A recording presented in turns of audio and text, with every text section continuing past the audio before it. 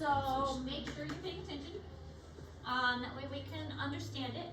We are getting into more of the meat of photosynthesis, which is a little bit more confusing. So this we had last week, earlier? I don't know, we've had it in the past.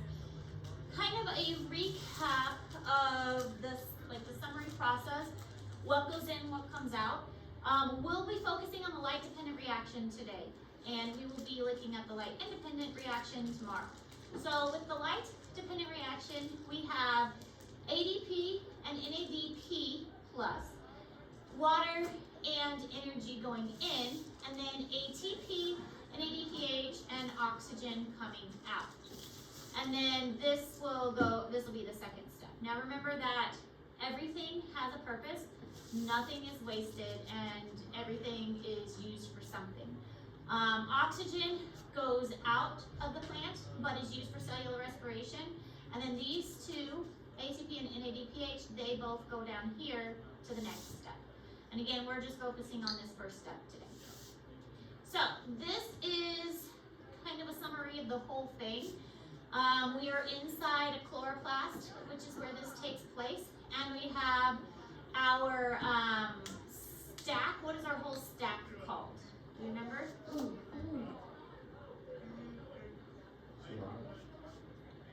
Not exactly. Good guess. Wait, no, the granum. Granum is a whole stack. And what's one individual one?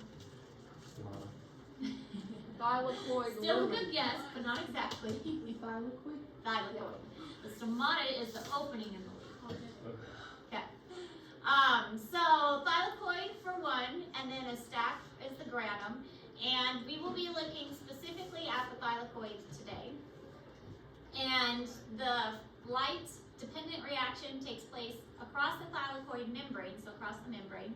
And then the second step, the light-independent reaction, is in the stroma, which is the fluid-filled part. So imagine this whole peachy color. We decided last hour it was peach.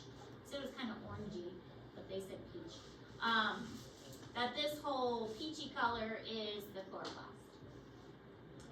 All right, so it starts with light harvesting complexes. We had determined earlier that light carries energy, and within this light energy, there is these photons, and the photons are these little packets of light, and they carry the energy within them. So there are these complexes on the thylakoid membrane, and they pick up these little photons and carry them specifically to what are called photosystems. There are two photosystems in the photosynthesis process. There's a photosystem 1 and a photosystem 2. However, because it's a little bit confusing, we read things from left to right. Photosystem 2 comes first. And there's a reason for that, which we'll get into, but photosystem 2 comes before photosystem 1.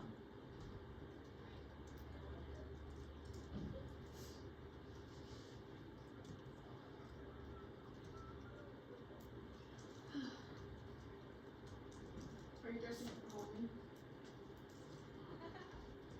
I don't really. I mean, I enjoy it. Like last night with my kids, we carved pumpkins, and it was quite messy. There's pumpkins everywhere. So I enjoy it, but I don't usually dress up. What'd you carve? I didn't. They did. What'd they carve? Various things.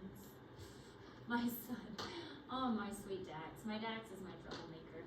His pumpkin consisted of a square mouth that was like, and then two little eyes, and one of the eyes was like almost out, and then the other eye was like that, and that was his pumpkin. And when we went to pick out the pumpkins, he picked out the most deformed pumpkin he could find. Like the back was like all tilted. And it's like, that was the one he wanted. He wanted a deformed pumpkin, and then I looked at it, and he's like, I'm done. I'm like, that's what you, okay. That, I guess that fits. And then my other one, my artistic 7-year-old carved out this mouth that has like a tongue. And then my other one carved a face, and then on the back he carved 6'7". I was thinking someone was gonna do that. I knew it was inside. The 12-year-old did the 6-7. And then my daughter carved a holy pumpkin, and she carved like a, I don't know how she did it, but she carved a lot of different things on it, like a cross and then like these weird like angel eyes and because she's autistic. I almost just said Easter. There was all across the board last time. That's cute. But it was fun. I really like that tree. So we mention a lot about proteins, and we usually see the proteins as drawings, but we don't often see them in their actual structure. So imagine this is like a 3D structure. This is still just, a picture. But in their actual structure, they are very complex, and they are arranged in a very particular way. So this is what the pigment chloroplast actually looks like, and it's a very complex pigment. So if we have these complex proteins within our bodies, obviously this isn't a plant, but you can still visualize how complex they would be in any kind of organism. We really don't want them to denature on us and break down. All right, so photosystems. Large complex of molecules in the thylakoid membrane. This is where the light is going to be utilized to begin making energy, but it doesn't really make energy yet, but it's starting the process of taking that energy and kind of harvesting it from light. So we know that light is necessary, and the photosystems are taking those photons and utilizing it to start the process. Basically what the photosystems do is photosystem 2 is going to take the light energy and use it to break apart water. Then photosystem 1 is going to take the light energy to give a little extra push to electrons. And this will make sense in a little bit when we start going into more detail with the process and look at all the steps together. But thankfully, I'm not going to make you know like all of the major details of what the photosystem is, because that's what's really confusing. Just know that the photosystems kind of harness the sunlight.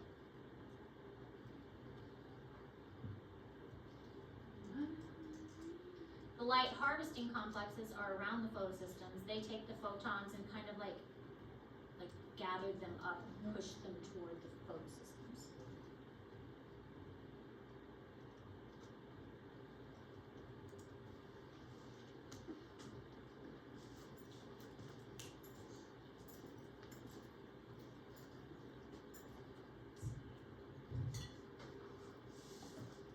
I'm so happy I have wisdom teeth.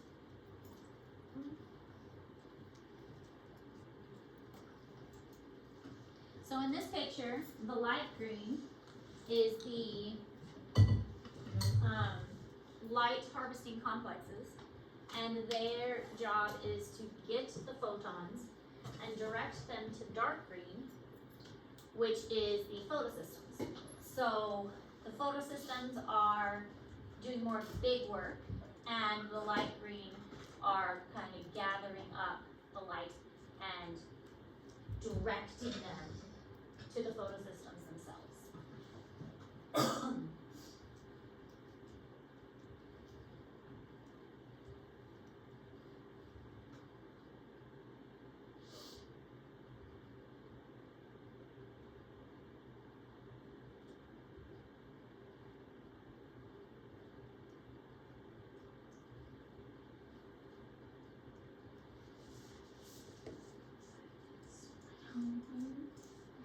I'm nice.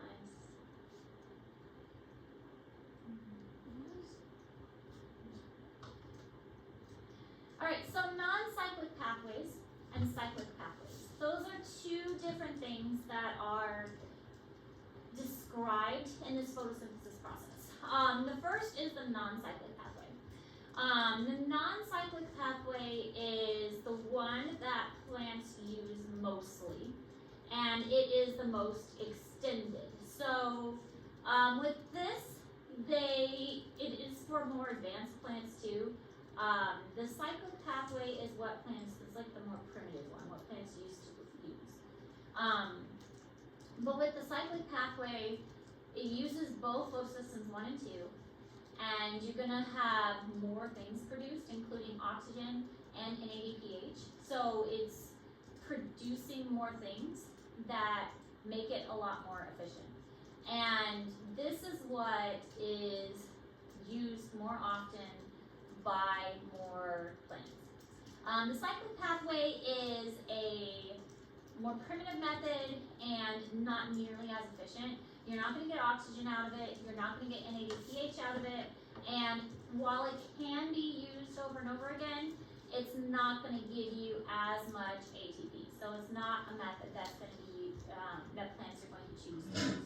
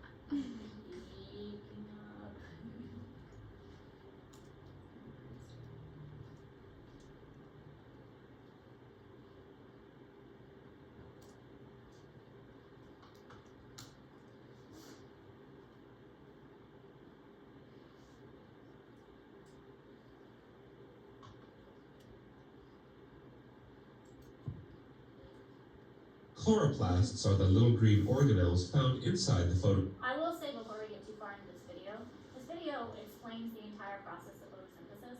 So it's gonna seem a little confusing, but try and pay attention because you are gonna learn all the different steps. So do your best to follow along, even though it seems a little confusing at first. It's gonna be helpful as we move forward with the different steps. Synthetic cells of a leaf. Photosynthesis begins with the light-dependent reactions that involve the thylakoid membranes found stacked inside. Light-absorbing pigments embedded in the thylakoid membranes form light traps called photosystems. Each photosystem consists of the antennae complex and a reaction center where special chlorophyll A molecules and a primary electron acceptor are located. Photosynthesis begins with photosystem 2. Light-absorbing pigments in the antenna complex capture photon energy, which is passed to the reaction center, P680. When the reaction center, chlorophyll P680, receives the energy, it loses a pair of excited electrons. It replaces them by pulling electrons from water molecules, which then split into hydrogen ions and molecular oxygen. The hydrogen ions remain inside the chloroplast while the oxygen diffuses out. The excited electrons leaving photosystem 2 are passed to the cytochrome complex as they continue on to photosystem 1. As the cytochrome complex receives the electrons, it harvests energy from the excited electrons and passes them on to photosystem 1. The cytochrome complex uses the harvested energy to pump hydrogen ions from the stroma into the thylakoid lumen. A hydrogen ion gradient is formed as the hydrogen ions accumulate in the thylakoid lumen. This gradient generates energy which is used to drive ATP synthesis. It does so when the ions diffuse back into the stroma through a membrane channel. At the end of the channel is ATP synthase, an enzyme which uses the energy to make ATP by combining inorganic phosphate with ADP. Meanwhile, photosystem 1, like photosystem 2, is activated by photon energy absorbed by its light-harvesting antenna complex. As the photon energy is passed to its reaction center, chlorophyll P700 is photooxidized, causing it to lose a pair of excited electrons. The 2 electrons lost are replaced by the 2 electrons being passed over from the cytochrome complex. The electrons flow from photosystem 1 to an intermediary molecule, then on to NADP reductase, an enzyme that combines the electrons with NADP and hydrogen ions. NADP, which is the final electron acceptor for non-cyclic electron flow, upon receiving the electrons is reduced to form NADPH. The ATP and NADPH formed by this non-cyclic pathway will be used in the stroma where the sugar synthesizing light-independent reactions take place. Okay, so I know that didn't really make a lot of sense, but it's going to, especially this part right here, because this is part of the light-independent reaction, and this is what we're actually going to go over today. So it seems a little confusing, but taking it step by step and breaking it down, it can actually make sense, and you're going to start to learn about it. So let's start taking it and breaking it down. If you start at the very beginning, photosystem 2 is going to absorb a photon of energy, and when this happens, it's going to break a water molecule down. It gets that energy to break a water molecule down from the sunlight that it's absorbing. When that water molecule gets broken apart, this is called photolysis. H2O, oxygen leaves when it's broken apart, okay? That's where you get, I mean, we all know that plants make oxygen. Well, it's making oxygen from the water that's being broken apart. But we have that H2 left over. So the hydrogen gets left behind. Now, the hydrogen, you notice up there it says H+. Well, that's because we take the electron from the hydrogen. And as you know, if you remove an electron which is negative, what's left behind is something that's slightly positive. So that's why the hydrogen there is slightly positive. So now we've gotten rid of oxygen. We're sending that to cellular respiration. So I mean, remember that. We're going to use that later. So now let's just deal with the hydrogen and the electron that are left over. The electron is really important, but the hydrogen is equally important. Both of them are going to be necessary for what comes next. So first of all, let's talk about the electron.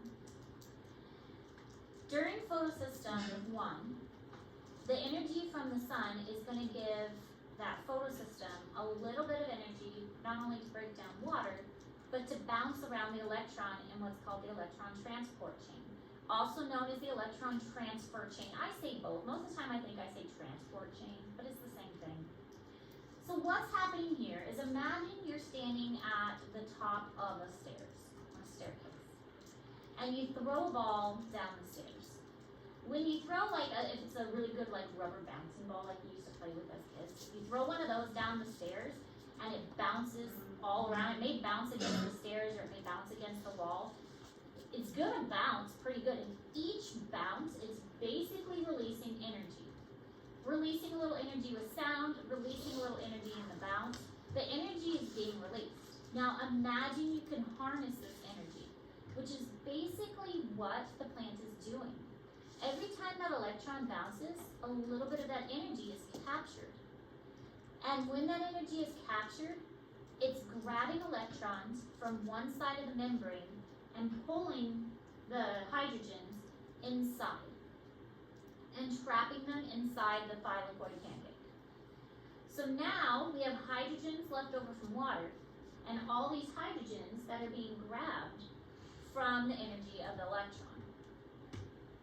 Is it good for us to have a bunch of hydrogens inside? It just shuts down randomly. It's fine. Is it good to have a bunch of hydrogens inside?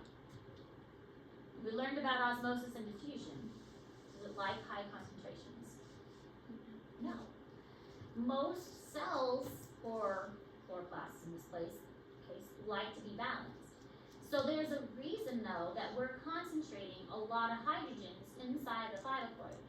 Now, hydrogens, typically, it's a gas, it's a very thin gas. Typically, hydrogens could diffuse across the membrane, but because of that little positive sign there, it makes it unable to diffuse. Positive and negative things typically can't diffuse across the membrane. So because it's a positively charged ion, it cannot diffuse across the membrane. So they're trapped. They're trapped in there, and we pushed them through because they're bouncing around the electrons. Okay. Everything sound good so far? Yeah? Okay. Now, this is that first step. Here's our first photosystem. We bounced it around. We pushed a bunch of hydrogens through. So now our ball has stopped rolling. Our electron is out of energy. We threw it down the stairs, but now we're out of energy. But we can give that electron just a little bit more energy by photosystem 1 over here. When we get to photosystem 1, the electron has spent most of its energy, but we can energize it just a little bit more with a little bit more sunlight, and that's right there. By putting a little bit more sunlight into photosystem 1, we can energize that electron a little bit more, and we can get a little bit more hydrogen pushed through, but more importantly, we can't leave just a random electron floating around. That's not a good thing for a cell to have, just random electrons. Sorry for the interruption. I just want to let you guys know that the food truck is running behind, so please don't take your kids out there. I've already talked to a few of you, but please do not take your kids out there. So you don't want just random electrons running free. That can cause a lot of issues. So we have to attach that electron to something. Well, we've got a lot of hydrogens, so let's add the electron and the hydrogen to NADP and make NADPH, which is a coenzyme. So photosystem 1 is going to push a couple more hydrogens through with the help of sunlight, but then it's going to take that extra electron and make NADPH. Now we don't have any extra electrons just floating around. That makes sense so far. We're going to put it all together in a moment. Okay. Alright, last step. Now we've got all these hydrogens. Why do we have all these hydrogens? We spent all this work getting all these hydrogens and pushing them all to one side. Why did we do that? Well, there's a very good reason we did that. There's this thing called ATP synthase. When something has, a word has the ACE at the end, ASE, what does that mean it is? We learned this. Lactase, invertase, we did a lab on ACE, potatoes, enzymes, very good. So anytime it has an ACE on it, that means it's an enzyme. So ATP synthase is an enzyme. So this goes across the membrane, and the electrons are going to filter through this ATP synthase. As the enzyme, or the hydrogen ions are filtering through, I think I said it right the first time, the hydrogen ions are filtering through the ATP synthase. They go from a high concentration to a low concentration. That's why we built them up, like the cell did on our plant. The cell built it up because it's trying to concentrate them so it can filter back through ATP synthase. Imagine it like when people build a dam of water and they put all the water behind the dam, they can make little openings to allow some of the water to trickle through. And when it trickles through, it trickles over a turbine, and the turbine spins. So the pressure of all that water causes the turbine to spin, and that turbine spinning creates energy. It's the exact same thing that's happening here. All of that hydrogen ions backed up behind the membrane has created like this concentration pressure. And when it trickles through the ATP synthase, it's causing the ATP to spin, and it makes ATP by the spinning. It's like a motor. And so we basically created like a little motor by pushing all those hydrogens to one side and trickling it through ATP. I keep saying we, but it's a plant. But in truth, we do the same thing for cellular respiration, which we'll find out when we study that. We do basically the same thing. The same process happens in us for cellular respiration. So I'm not wrong to say we, because we do it too. But anyways, so it trickles through, and the spinning causes ATP to form, ADP adds phosphate, and ATP is formed. So that's how the plant makes ATP. So this whole thing was to make ATP. Does that kind of make sense? Yeah? Okay, because we're going to put it all together on the next slide and look at it as all one big piece. Okay, I'm going to go make the screen a little bigger. Step by step.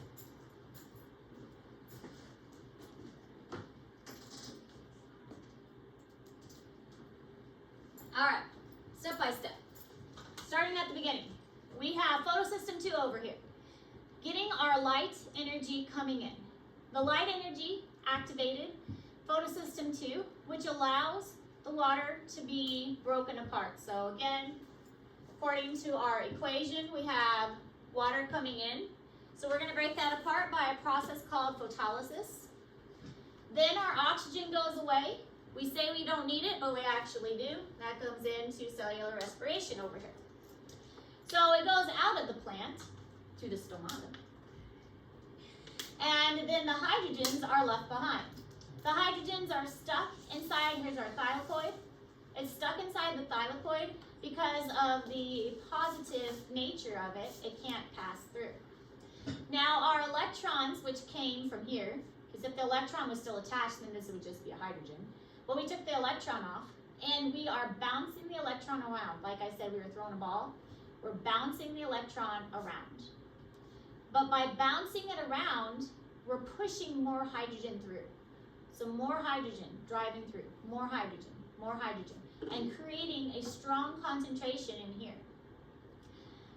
But eventually the ball stops bouncing and it runs out of energy until we get to photosystem 1, where more light is going to activate it even more.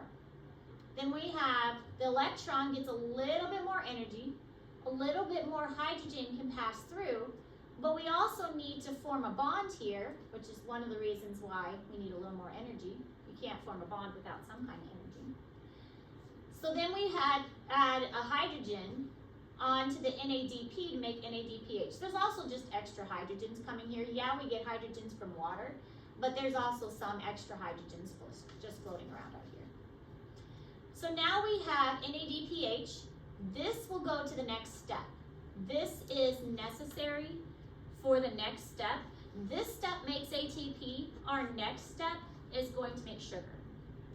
So this is just making energy. Our next step is where the sugar is going to be made. So this goes to the step that will make sugar. But now we've got all of these hydrogens in here.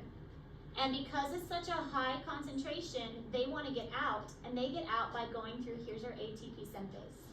So they all trickle through ATP synthase, which spins, and that spinning is going to create ATP. How do we feel about this? Make sense? Totally lost? Confused? Is it on Google Classroom through like so that I can review it? Mm-hmm. This is in Google Classroom. This one is in Google Classroom, and this one actually has descriptions below it. It's the same thing, only this one has descriptions. Another thing with this is I highly encourage you to watch a couple YouTube videos about it, because seeing it in action is going to help you too. Like seeing the steps in action will help you also. But this is the same thing. So the water gets broken, photosystem 2, photosystem 1, hydrogens driving through, ATP synthase, spinning to make ATP. First step depends on light. You're making ATP in the first step. Questions? Anybody lost? They were really confused first out, or the hour before you guys. I feel like I'm getting some things, Yeah. and not others. I'm getting there, but it's not their fault. They had all kinds of weird, like, responses, and I was like, where are you even getting at? That's not what I said at all. So, do you guys have any questions? No? It can be overwhelming. The good news is, if you can get this, almost this exact same process is in cellular respiration. It's a little bit different. Obviously, we don't use sunlight. We use another energy source. But almost this exact same thing is in cellular respiration. So that's good. Okay. All right, so this is the linear pathway. Obviously, we're going through a line, and the end of the line is ATP. But I told you there's a cyclic pathway as well. So with the linear pathway, we go all the way across. But with the cyclic pathway, imagine that this is gone. And anything behind this is not part of the cyclic pathway. So from here on, this chunk is the cyclic pathway. So this is what plants did at first, was this portion right here. But plants, if they only did this part, they didn't have oxygen that was produced. And they also couldn't make NADPH. So with the cyclic pathway, this is in Google Classroom, photosystem 1 absorbs a photon and emits electrons. The electrons get ejected and enter the transport chain, so it's just this part right here. And the hydrogen ion gradient is built, but you don't make NADPH or oxygen because you're not breaking apart water. That happens in the first part. And so we're not doing the first part for the cyclic pathway. That's not occurring. The linear pathway is much more efficient. It's a much better solution. And plants, once they figure that out, they're like, hey, we should do this. This is much easier for us. This is providing tons of electrons because all we have to do is keep breaking apart water and we get more and more and more electrons. This is so much better. We should do this instead. And so that's what most plants have switched over to the linear pathway because this cyclic pathway, here's the picture of the cyclic pathway. All of the stuff that came before, it didn't use. There's no water, there's no photosystem 2, and that's why photosystem 1 is over here. So it makes more sense when you think about it like that this came first, which is why photosystem 1 is over here, and photosystem 2 is over here, because this came first. And they just recycled that electron. Instead of putting the electron on NADPH, like it did before, this electron would be attached to NADPH. Now they're like, nah, we'll just use it again. We'll just use it again. Okay, we'll use it again. And it keeps driving hydrogen, but the hydrogen ion concentration isn't as much either. So there's only instead of a huge gush of hydrogen, now we've got a little trickle. So we're not getting as much ATP either. So this just isn't as good. And it's not gonna work for plants as well. We're not getting oxygen either, so plants that use this don't produce oxygen. So, that's not good for us because how would we breathe? So this pathway, the cyclic pathway, I don't even know for sure. Never really looked it up. If plants even still use this or how many still do. A good majority of plants have switched over to the linear pathway. Yeah. Why did plants used to do that, but now they do the non-cyclic?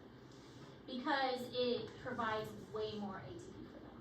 And they can make as much ATP as they want as long as they have access to water. What changed? A mutation. All evolution is caused by mutation. Maybe two chloroplasts merged and they both had photosystems on them and they're like, oh, look at this works more efficiently now. And then when the two merged and they both had a photosystem, it just kind of accidentally worked that way. I'm like, oh, this really works. Would be my guess. So the non-cyclic versus, and I think this is the last slide. The non-cyclic versus the cyclic pathway. With the non-cyclic pathway, the first one, the linear one that we learned about, has additional photosystems and unlimited supplies of electrons as long as there's water. Now, obviously, if we run out of water, there's a drought, this isn't going to work. Electrons get stored in NADPH, and this creates sugar, is the other thing. If you don't have NADPH, you're not going to be able to make sugars very efficiently because that is needed for the next step, and the next step is sugar creation. So if we don't have the NADPH, we're not going to be able to make the sugars that the plant needs. So once the plants figured out they could do this, then they could start making sugars too. So with the cyclic pathway, they couldn't make sugars as well. So moving away from that cyclic pathway, and there are other things that photosynthesize, like protists, like euglenas and bacteria. Some of them can photosynthesize. So maybe the cyclic pathway was better for little critters that have other ways of surviving other than just photosynthesis. Like euglenas can eat as well as photosynthesize. So maybe the cyclic pathway was better for that, like a supplement. So, but no oxygen was produced and no NADPH. And if you're not using NADPH, you can't make sugars. So it was a, hindrance or not as beneficial. And now most of them do use, I like to say linear, because it's a little less confusing than non-cyclic, even though non-cyclic is what science prefers. I think linear is better. Alright, so that's all the notes. How are we feeling about the osmosis and diffusion paper? You good with that? Yeah? We got the lab done too? Yes. Okay, so those are the 2 things to do this week. And then we have the cell drawing, or not cell drawing, the photosynthesis and cellular respiration drawing. It's easier to say cell drawing. Due next week, right? Yes. Okay. Questions? Nope.